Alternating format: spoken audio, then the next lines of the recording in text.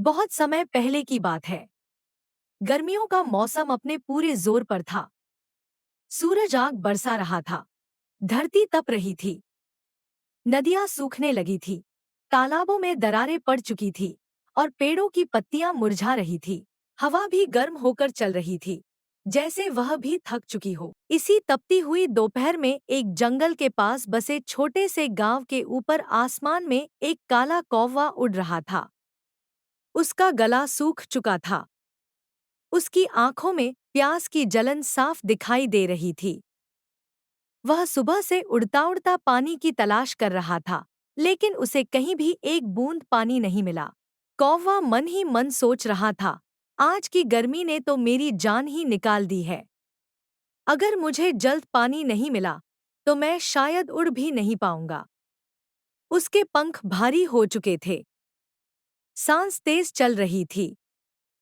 वह कभी खेतों की तरफ उड़ता, कभी गांव की गलियों के ऊपर चक्कर लगाता, लेकिन हर जगह उसे निराशा ही हाथ लगती।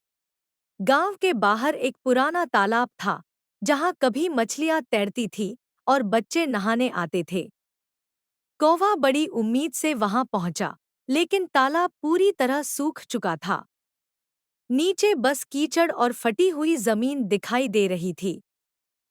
कौवा उदास हो गया। लगता है आज मेरा आखिरी दिन है, उसने सोचा, लेकिन फिर उसने खुद को संभाला। नहीं, मैं हार नहीं मान सकता। जब तक सांस है, कोशिश करता रहूंगा। वो आगे उड़ गया। थोड़ी दूर जाने पर उसे एक बगीचा दिखाई दिया। वहां आम, नीम और पीपल के पेड़ थे। कौवा एक पेड़ की टहनी पर बैठ गया और चारों ओर देखने लगा। अचानक उसकी नजर एक मिट्टी के घड़े पर पड़ी, जो बगीचे के कोने में रखा हुआ था। कौवे की आंखों में चमक आ गई। शायद इसमें पानी हो, उसने खुशी से कहा। वह तुरंत उड़कर घड़े के पास पहुंचा। उसने अपनी चोंच घड़े के अंदर डाली, लेकिन पानी बहुत नीचे था।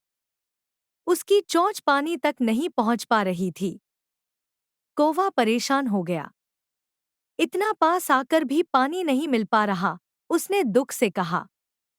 उसने घड़े को गिराने की कोशिश की, लेकिन घड़ा बहुत भारी था। उसने चारों तरफ देखा, लेकिन कोई मदद करने वाला नहीं था। थोड़ी देर के लिए वह निराश होकर वहीं बैठ गया। उसकी आंखें बंद होने लगी। शरीर कमजोर पड़ता जा रहा था। लेकिन तभी उसके दिमाग में एक विचार आया।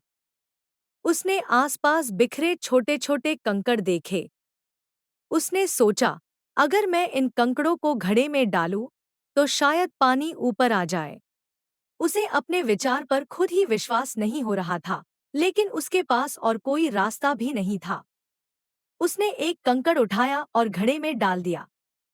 छप, फिर दूसरा, छप, फिर तीसरा। धीरे धीरे वह कंकड़ डालता गया। हर कंकड़ के साथ पानी थोड़ा थोड़ा ऊपर आता गया। कौवे की उम्मीद बढ़ती गई। हाँ, मेरा विचार काम कर रहा है, वह खुशी से बोला। काफी देर तक मेहनत करने के बाद आखिरकार पानी घड़े के मुंह तक आ गया। कौवे ने खुशी खुशी पानी पिया। ठंडा पानी उसके सूखे गले में उतरते ही उसे नई जान मिल गई। उसने लंबी सांस ली। आज अगर मैंने हिम्मत और दिमाग का इस्तेमाल नहीं किया होता, तो शायद मैं बच नहीं पाता।